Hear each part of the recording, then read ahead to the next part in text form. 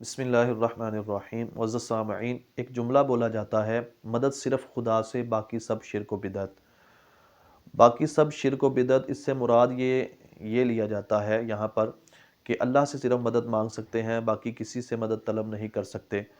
تو اس کے اوپر امام اہل سنت مولانا شاہ امام احمد رضا خان فاضل بریلوی رحمۃ اللہ تعالی علیہ نے اپنے فتاوی رضویہ شریف کی 21ویں جلد کے اندر ایک رسالہ، ایک کتاب اس حوالے سے لکھی کہ جس کا نام ہے برکات الامداد لأہل الاستمداد۔ تو اس رسالے کے اندر اعلیٰ حضرت نے بخوبی اس کا جواب جو ہے نا ارشاد فرمایا کہ کیا اللہ کے علاوہ کسی سے مدد طلب کرنا یہ شرک و بدعت ہے؟ دیکھیں، اس کا ایک جواب تو سادہ سا ہے، آپ سب کو سمجھ آ جائے گی۔ وہ یہ کہ اگر اس چیز کو شرک اور بدعت کہا جائے تو پھر اس جرم سے، اس شرک سے تو کوئی بچ ہی نہیں سکتا، کیونکہ ہر کوئی دن میں کسی نہ کسی سے، یا دن میں یا کسی بھی وقت کسی سے مدد طلب کرتا ہی ہے۔ تو اگر یہ شرک ہو، یہ بدعت ہو، تو یہ شرک اور یہ بدعت تو ہر کوئی پھر کر رہا ہے، اور پھر اس جرم سے تو کوئی بچ ہی نہیں سکتا۔ ایک جواب تو اس کا یہ ہے۔ اور اگر یہ شرک ہے تو پھر اس کا حضور علیہ الصلوۃ والسلام پھر حکم کیوں ارشاد فرما رہے ہیں؟ کیونکہ اعلیٰ حضرت امام اہل سنت نے اپنے اس فتاویٰ کے اندر، اپنی اس کتاب کے اندر تقریباً 30 احادیث طیبہ نبی علیہ الصلوۃ والسلام کی مدد طلب کرنے کے بارے میں نقل کی، جس میں سے 10 حدیثیں آپ نے اس حوالے سے نقل کی کہ جس میں افعال سے، یعنی کاموں سے مدد طلب کی گئی ہے۔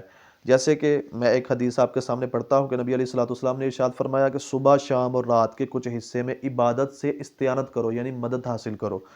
تو یہ یہاں پر تو دن اور رات سے اور صبح اور شام سے مدد طلب کرنے کے بارے میں جو ہے نا حدیث پاک موجود ہے۔ اور نمبر 2، دوسری 20 احادیث طیبہ، یعنی 30 احادیث ٹوٹل نقل کی، جن میں سے 10 احادیث وہ افعال کے اوپر اور 20 احادیث طیبہ وہ اشخاص سے جو ہے وہ مدد طلب کرنے کے حوالے سے ہے، یعنی شخصوں سے، لوگوں سے مدد طلب کرنے کے حوالے سے۔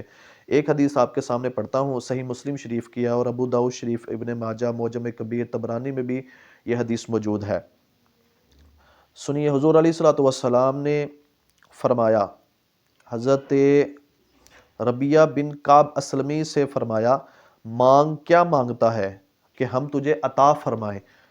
تو عرض کی، میں حضور سے سوال کرتا ہوں جنت میں حضور کی رفاقت مل جائے، ٹھیک ہے؟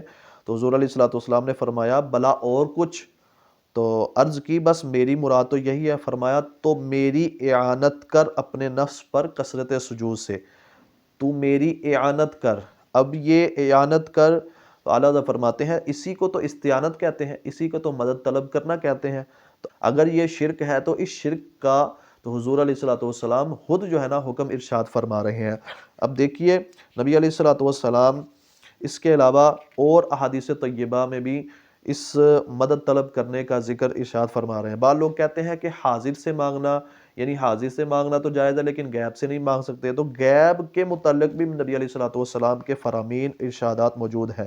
اگر آپ سلیم الطبع ہے تو یہ بات سمجھیے کہ نبی علیہ الصلوۃ والسلام نے ارشاد فرمایا، جب تم میں سے کسی کی کوئی چیز گم ہو جائے، یہ حدیث بھی، اس کے حوالہ بھی موجود ہے فتاوی رضویہ شریف کے اندر، اگر آپ پڑھیں گے تو حوالہ بھی موجود ہے۔ نبی علیہ الصلوۃ والسلام نے ارشاد فرمایا، جب تم میں سے کسی کی کوئی چیز گم ہو جائے یا راہ بھول جائے یا مدد چاہے، اور ایسی جگہ ہو جہاں کوئی بھی ساتھ دینے والا یعنی ہمدم نہیں، تو اسے چاہیے یوں پکارے، اے اللہ کے بندو میری مدد کرو، اے اللہ کے بندو میری مدد کرو، اے اللہ کے بندو میری مدد کرو۔ کہ اللہ کے کچھ بندے ہیں جنہیں یہ نہیں دیکھتا نہیں ہے، یعنی وہ غائب میں ہے، تو وہ اس کی مدد کریں گے۔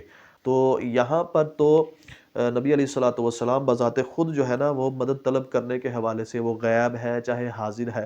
تو حضور علیہ الصلوۃ والسلام کی کتنی احادیث یہاں پر، آپ اگر فتاوی رضویہ شریف کھولیں گے، یہ رسالہ کھولیں گے، تو آپ کو 30 احادیث طیبہ وہ نبی علیہ الصلوۃ والسلام کی، اور 3 حدیثیں وہ جس میں غائب کا ذکر ہے، کہ غائب سے مدد طلب کی، کہ غائب میں اگر جنگل میں آپ کا جانور گم ہو جائے تو وہاں پر یہ ندا کرو، اے اللہ کے بندو اسے روک دو، یوں ندا کرے کہ اے اللہ کے بندو اسے روک دو، تو اللہ کے بندے اسے روک دیں گے، یعنی اس جانور کو جو گم ہو گیا تھا جنگل میں اسے روک دیں گے۔ تو یہ دیکھیں، اگر یہ شرک و بدعت ہوتا تو نبی علیہ الصلوۃ والسلام اس شرک کا خود کیوں حکم ارشاد فرماتے ہیں؟ تو پتہ لگا کہ یہ شرک و بدعت نہیں ہے، بلکہ لوگوں کی بنائی ہوئی اپنی باتیں ہیں۔ جزاک اللہ خیرہ واحسن الجزاء۔